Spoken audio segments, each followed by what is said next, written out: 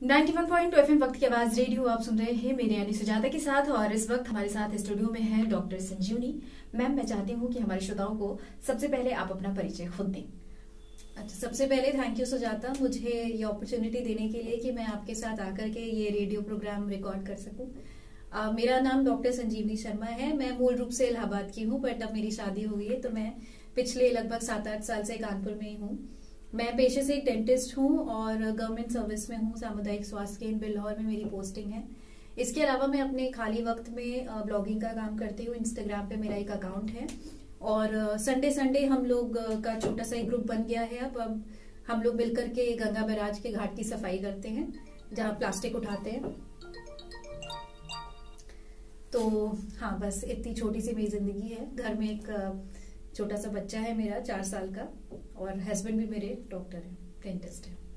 तो आप दोनों हस्बैंड वाइफ डेंटिस्ट हैं? जी जी। मैम, आप कैसे सुबह से लेके शाम तक आपको अपना ऑफिस भी देखना होता है, मरीज को देखना होता है, फिर परिवार संभालना होता है, आप कैसे मैनेज करती हैं? देखिए, अकेले मैनेज करना ये सब बहुत मुश्किल है। एक परिवार का मजबूत सपोर्ट होना बहुत ज्यादा इम्पोर्टेंट है इस तरह के कामों के लिए। मैं घर से बाहर इसलिए निकल पाती हूँ क्योंकि घर में मेरी सास हैं या मेरे हस्बैंड हैं जो मेरे बच्चे का ध्यान रख रहे हैं। जिस टाइम मेरे हस्बैंड घर पे होते हैं वो बच्चे का ध्यान रखते हैं। हम लोग आपस में घर के कामों को बांट रखा है। ऐसा हमारे घर में कोई भी रूल नहीं है कि ये काम मर्द ही करेंगे और ये काम औरतें ही करेंगी। सब मिल बांट के करते हैं और इसी तरह से घर चल पाता है। और उसके साथ साथ मेरे घर में जो काम करने वाली महिलाएं हैं, जो हमारी खाना बनाने वाली हैं, कपड़े धोने वाली हैं, बर्तन वाली हैं, उनका भी हमें बहुत सपोर्ट है। तो हमें अपने घर के बारे में ज्यादा कुछ सोचना नहीं पड़ता है, वो सब संभाले रहती हैं। मैम, अभी आपने कहा कि 2 लोग जब आपस में काम बांट लेते हैं तो वो ज्यादा इजी हो जाता है और घर बहुत अच्छे से चलता है। लेकिन हमारे समाज में कहीं ना कहीं ये बात आ ही जाती है कि घर का काम महिलाएं देखेंगी, बाहर का पुरुष देखेगा। जी। तो आप उन महिला पुरुष को क्या कहना चाहते हैं, उन घर वालों को क्या कहना चाहते हैं जहां पर इस तरह की मानसिकता है? देखिए, ऐसा है कि अब इसमें 2 तरीके आते हैं, 2 चीजें आती। पहली बात ये कि जो महिला है वो अपनी मर्जी से घर पे रुक करके काम कर रही है या नहीं, या ऐसा तो नहीं है कि वो बाहर काम करना चाहती थी आप, या पढ़ के आगे कुछ बढ़ना चाहती थी और आपने उसके सपने मार करके उसको बोल दिया कि नहीं, तुम्हारा काम करके काम करना है। दूसरी बात यह है कि जिस तरह से हमारे ये घर के कामों को इतना हीन भावना से देखा जाता है। घर में आप में से कितने लोग हैं जो सुन रहे हैं, मुझे बताइए कि घर में रोटी बनी, आपने कितनी बार घर पे रोटी बनाने वाली माँ या बहन जो भी हैं, बीवी, उनको बोला कि आज रोटी अच्छी बनी थी? ये काम इतना थैंकलेस काम है कि कोई अप्रिसिएशन तो मिलता नहीं है, पैसे तो डेफिनेटली नहीं मिलते हैं, और रोज करना है, दिन में कभी कभी 3 बार करना है। तो अप्रिसिएशन इस काम को लेके बिल्कुल नहीं है, और इस काम को इतना इम्पोर्टेंट होते हुए भी वो इम्पोर्टेंस नहीं दी जाती है। तो घर में महिलाओं को ये सोच के रखा हुआ है कि ये काम तुम्हारे हैं, लेकिन महिला को वो ओहदा नहीं मिला हुआ है कि हाँ, तुम मेरा घर संभाल रही हो, तुम मेरे बच्चे पाल रही हो, तुम्हारा ये ओहदा है कि तुम्हें इस बात जितना इम्पोर्टेंट बाहर मर्द के लिए बाहर से पैसे कमा के लाना है, उतना या उससे ज्यादा इम्पोर्टेंट मैं कहूंगी ये काम होते हैं कि आपने अपने बच्चों को किस तरह से पाला, बच्चों को अच्छा खाना बना के दिया, घर साफ सुथरा रखा। क्योंकि आप कितने भी पैसे खर्च कर दो, कोई और दूसरा आपके घर में आके वो काम नहीं करेगा जो आपके घर की महिला कर रही है। तो बहुत इंपॉर्टेंट है कि हम इस काम को पहली बात रिस्पेक्ट देना शुरू करें। Exactly, right. और दूसरी बात ये कि अगर ऐसा आपके घर में सिचुएशन है कि घर में महिला भी बाहर काम कर रही है, तो फिर तो ये रूल लागू ही नहीं होता कि घर का काम महिलाओं का ही काम है। क्योंकि जब महिला बाहर से जाकर के काम करके आ रही है तो थक वो भी रही है, शरीर उसका भी वैसा ही है, एनर्जी उसके पास भी उतनी है, घंटे भी उसके पास उतने हैं, सोना उसको भी है।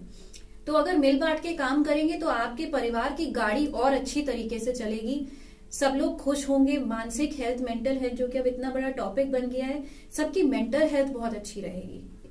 एक महिला पे जितना प्रेशर होता है चीजों का, जो स्ट्रेस होता है, उसकी वजह से उसके मानसिक हेल्थ और उसकी शारीरिक स्वास्थ्य दोनों अफेक्ट होते हैं।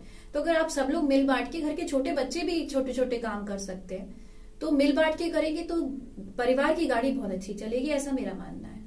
बिल्कुल मैम, जैसे कि लोग अपने घर की नहीं देखते, दूसरे के घर की बहुत जल्दी देख लेते हैं। तो यहाँ पर उनकी सोच को लेकर आप क्या कहेंगी? जैसे कि अगर वही चीज हमारे घर हो रही है और वही चीज सेम दूसरे के घर हो रही है, तो हमारे घर जो चीज हो रही है हम उसे नहीं देख पा रहे हैं, लेकिन दूसरे के घर वही चीज हो रही है तो हम उसे देख लेते हैं और उस पर हम लगते हैं अपनी राय देने। बिल्कुल। तो इस पर आप क्या कहेंगे?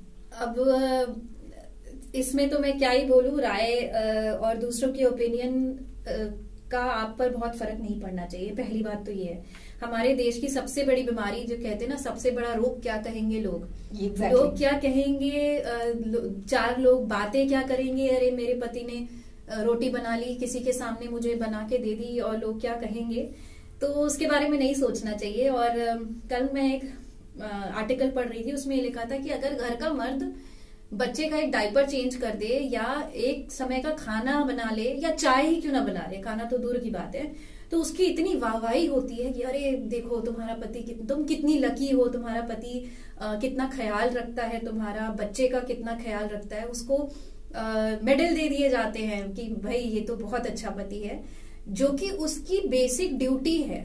जो मेरा मानना है, उसकी बेसिक ड्यूटी, आप जो गृहस्थी चला रहे हैं तो गृहस्थी चलाने में आपका भी कोई ना कोई योगदान होना चाहिए। भले ही आपको किचन में काम ना पसंद हो, आप कपड़े धुलवा दीजिए, आप कपड़े इस्त्री कर दीजिए। तो अगर जरा से भी कोई काम मर्द देख ले बाहर वाले करते हुए, तो पहली बात तो बीवी को सुनाते हैं, जो मेरे साथ भी बहुत होते हैं कि कितना काम कराती हो अपने पति से, और दूसरा ये कि अरे तुम कितनी लकी हो, तुम्हारे पति घर के काम करते हैं।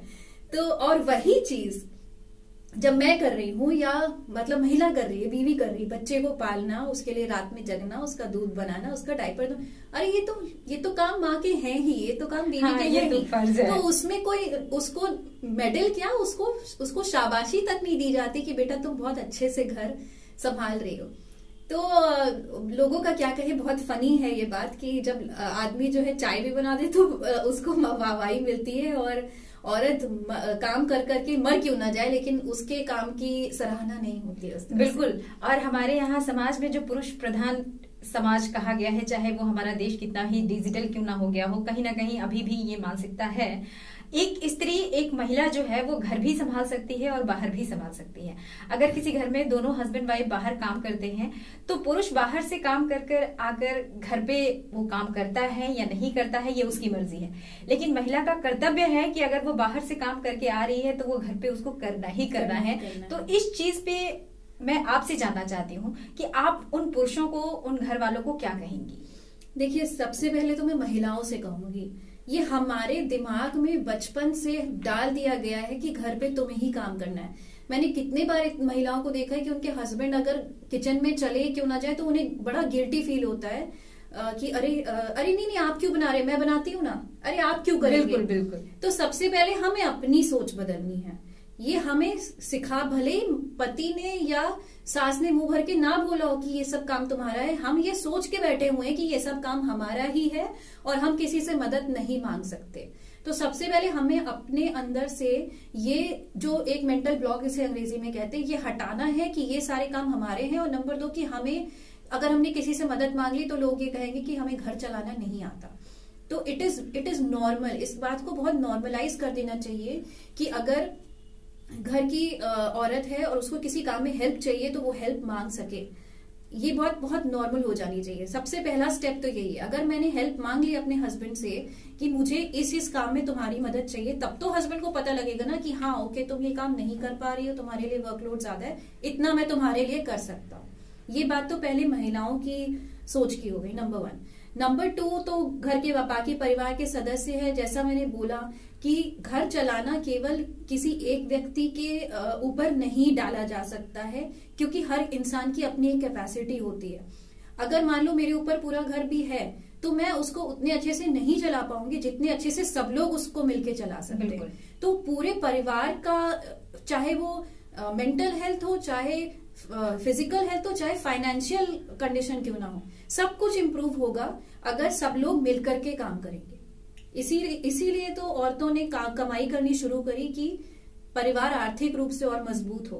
तो इसी तरह से घर के काम में मिल बांट के काम करने से आपका जो परिवार है वो शारीरिक रूप से, मानसिक रूप से, सोशल रूप से बहुत मजबूत होगा।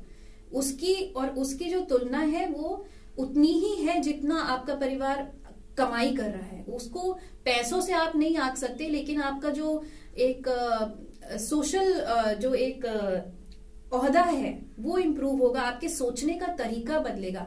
आप ना सिर्फ अपने घर की महिलाओं को बल्कि बाहर की महिलाओं के साथ भी ये संवेदना रखेंगे कि हाँ, इसका एक घर है, ये घर में बच्चे पाल रही है, फिर भी ये यहाँ पे इतनी मेहनत से नौकरी पे काम कर रही है। तो एक जनरल परसेप्शन चेंज होगा आपका टुवर्ड्स नॉट ओनली जो घर में आपकी महिलाएं हैं, आपके घर में महिलाएं हैं, बट जो आपके अराउंड आपके ऑफिस में महिलाएं हैं या आपके टीचर हैं या कोई भी।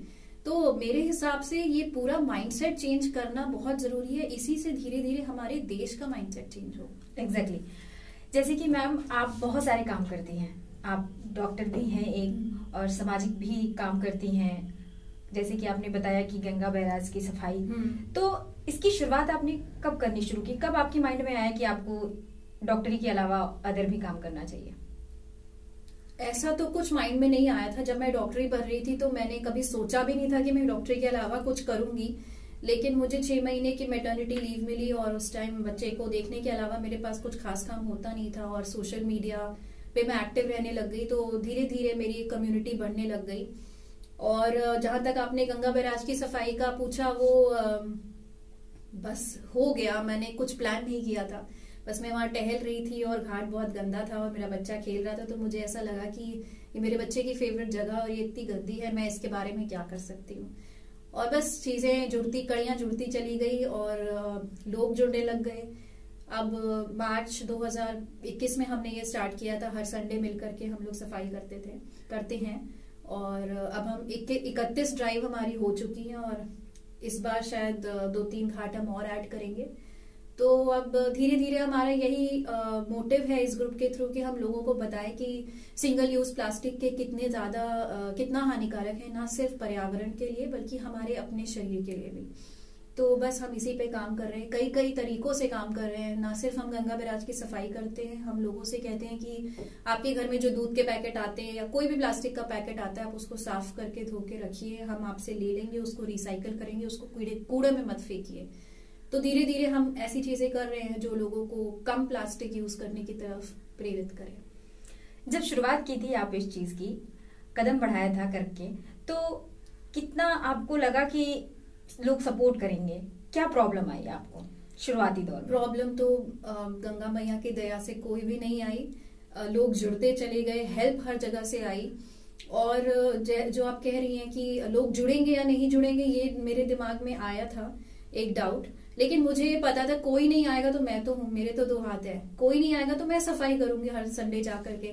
तो इसी सोच के साथ मैं अभी भी चल रही हूँ। मुझे नहीं पता है कितने दिन और चला पाऊंगी, कितने साल और चलेगा, लेकिन क्योंकि ये एक ऐसा कॉज है कि लोगों के दिलों को छू रहा है, तो लोग आ रहे हैं, अपने आप ही जुड़ रहे हैं, अपने आप ही मदद के हाथ बढ़ते जा रहे हैं और दरवाजे भी खुल रहे हैं हमारे लिए। तो मुझे तो नहीं लगता, ऐसा मेरा विश्वास है कि ये चीज अपने आप तो खत्म नहीं होगी। और अब ये चीज मुझसे भी बड़ी हो गई है। कई बार 1-2 बार ऐसा हुआ, मेरी तबीयत खराब हुई तो मेरे बिना भी हमारी टीम के वॉलंटियर्स ने ड्राइव ऑर्गेनाइज कर ली। तो अब मुझे इस बात का भय नहीं है कि कोई सपोर्ट मिलेगा या नहीं मिलेगा। बाहर से सपोर्ट तो आपको खूब मिला है, जैसे कि आपकी बातों से पता चलता है, लेकिन घर में जैसे कि आपकी सास हैं, पड़ोसी हैं, आपके हस्बैंड हैं, इनकी क्या राय थी? मैंने जैसा कहा, मेरे पास बहुत ज्यादा मैंने कुछ अच्छे काम किए थे कि मुझे ऐसा ससुराल और ऐसा पति मिला। मेरे पति ने पूछा तक नहीं कि तुम ये क्यों कर रही हो। मैंने उन्हें बताया कि मुझे यहाँ जाना है, मुझे ले चलो। वो गाड़ी ड्राइव करके मुझे कई संडे तक सुबह अपनी नींद खराब करके, उन्हें देर से उठना बहुत पसंद है, बट उन्होंने कई संडे खराब किए मेरे लिए और मुझे लेके जाते थे बैराज तक और वापस आते थे। धीरे धीरे मैंने इसी शर्म में कि मुझे उन्हें उठाना पड़ रहा है, मैंने गाड़ी चलाना सीख लिया। तो मुझे उनकी तरफ से कभी भी कोई क्वेश्चन को आप पूछ रही हैं, परेशानी कोई परेशानी और रेजिस्टेंस तो दूर की बात है, किसी ने कोई सवाल तक नहीं पूछा। काफी ज्यादा कभी कभी होता है कि घर वाले कुछ नहीं कहते, लेकिन रिश्तेदारों का जो रिएक्शन होता है वो एक अलग ही होता है। तो आपके यहाँ? नहीं, मेरे यहाँ ऐसा कोई, जैसा कि मैंने कहा, पहली बात तो मुझे किसी की ओपिनियन की परवाह है नहीं, और दूसरी बात यह कि मेरे रिश्तेदार भी बहुत सपोर्टिव हैं और इस बात में सपोर्ट करते हैं, भले ही आ करके मेरे साथ सफाई ना करें लेकिन काम में बहुत सपोर्ट करते हैं और बहुत ही पॉजिटिव आउटलुक है हमारे घर में सबका ही। आई थिंक इसका सबसे बड़ा रीजन ये है कि मेरी जो सास हैं वो भी कामकाजी महिला थी, वो भी एक डॉक्टर, अभी रिटायर हुई हैं। मेरे हस्बैंड की दोनों बहनें भी कामकाजी हैं। तो हमारे जो परिवार है, इस तरह के परिवार में औरतों और मर्दों का बराबर का ओहदा होता है, किसी से कोई क्वेश्चन करता नहीं है। तो ऐसा कोई रेजिस्टेंस या कोई ओपिनियन अगर होता भी है, हो सकता है किसी ने कभी कुछ कहा भी हो, तो मैं ये चूज करती हूँ कि मैं उसको याद ही ना रखूं। एग्जैक्टली बुरी चीजें हमेशा भूल जानी चाहिए, वही बेहतर होता है। जैसे कि आपने बताया कि आपके घर में सभी लोग साक्षर हैं, पढ़े लिखे हैं, और उनको पता है कि महिला और पुरुष जो है बराबर हैं। लेकिन हमारे समाज में कई घर, कई गांव, कई शहर ऐसे हैं जहां पर, कुछ घर ऐसे हैं जहां पर इन सारी चीजों की फैसिलिटी नहीं है। मतलब वहां पर चाहे कितने भी हाई एजुकेटेड लोग हो जाएं, पुरुष हो जाए, महिला हो जाए, लेकिन जो उनकी एक वो सोच होती है वो नहीं बदलती है। तो आप क्या कहेंगी? देखिए, मन खुला रखना बहुत जरूरी है। समय बहुत तेजी से बदल रहा है और अगर हम समय के साथ नहीं बदलेंगे तो हम पीछे रह जाएंगे, इसमें कोई दो राय नहीं है। तो या तो आप अपनी रूढ़िवादी सोच को पकड़ के बैठ जाएं और ये डिसाइड कर ले कि नहीं, हम कभी भी समय के साथ नहीं बदलेंगे, या आप समय के साथ बदलें, अपनी भी ग्रोथ करें, अपने परिवार की भी ग्रोथ करें। जैसा कि मैंने बोला कि मेरे परिवार में औरतों को आज बराबर का ओहदा इसलिए क्योंकि मेरी सास ने, मेरी एक जनरेशन पहले से कामकाजी महिला रही हैं। तो अब इस परिवार के लिए नॉर्मल हो गया है कि इस घर में कामकाजी महिला हो सकती हैं। आप आज शुरू करेंगे तो आप अगली जनरेशन तक जा करके, अगली पीढ़ी तक जाकर के इसको नॉर्मल कर पाएंगे अपने परिवार और खानदान में। तो आप सोच लीजिए कि आप अगर आज की डेट में आपकी सोच नहीं बदली तो आप कितना पीछे ऑलरेडी हैं। तो आज आप अपनी सोच बदलेंगे, फिर आप अपने परिवार की सोच बदलेंगे, और फिर जब दूसरी पीढ़ी आपके परिवार में आएगी तब जाकर के ये आपके घर में नॉर्मल हो पाएगा। तो अब तो हमारे पास सोर्सेज इतने ज्यादा हैं, सोशल मीडिया के थ्रू नई नई चीजें सीखते हैं हम, नए नए देशों, दूसरे देशों में या दूसरे हमारे देश के दूसरे प्रांतों में किस तरह से चीजें हो रही हैं, महिलाओं का किस तरह से सशक्तिकरण हो रहा है। कुछ स्टेट्स हैं जहाँ पे महिलाओं का ओहदा बहुत सोशली बहुत ज्यादा है, जैसे कि वेस्ट बंगाल है, महाराष्ट्र है, वहां पे बहुत नॉर्मल होता है कि औरत काम करे और औरत का ओहदा बहुत ऊंचा होता है इन परिवारों में, मैंने ऐसा पढ़ा है। तो अगर हम किसी भी अच्छे समुदाय से कोई भी अच्छी चीज सीख करके अपने परिवार में लेके आते तो उससे अल्टीमेटली भला तो हमारा ही हो रहा है। एग्जैक्टली अब हमारा आखिरी सवाल है, इसी के साथ हम इस शो का एंड करेंगे। कहने का मतलब ये है कि अगर आज की महिला है और वो बहुत ज्यादा पढ़ी लिखी है लेकिन उसके परिवार में रूढ़िवादी सोच के लोग रह रहे हैं, तो वो शुरुआत कैसे करे, जैसे कि रिश्तों में खटास भी ना आए और एक अच्छी शुरुआत के साथ वो आगे बढ़े? देखिए, कठिन डगर है और पल पल जो है ठोकरें खाने को मिलेंगी, लेकिन अगर आपके अंदर ये कन्विक्शन है, आपके अंदर ये विश्वास है कि नहीं, आपको अपनी लाइफ बेटर करनी है, ना सिर्फ आपके लिए बल्कि आपके परिवार की आने वाली पीढ़ी के लिए भी और इस देश के लिए भी, तो आपको ये सारी जो परेशानियां बहुत छोटी लगने लगेगी। आप ये मत सोचिए कि आप जो काम कर रही हो केवल अपने इंडिपेंडेंस के लिए कर रही हैं। आप अपनी बेटी के सामने एक एग्जाम्पल भी सेट कर रही हैं जो कि बड़ी होकर के आपको कॉपी करेगी। तो आप आज क्या कदम ले रही हैं उस पर डिपेंड करेगा कि आपकी आने वाली पीढ़ी कैसी होने वाली है।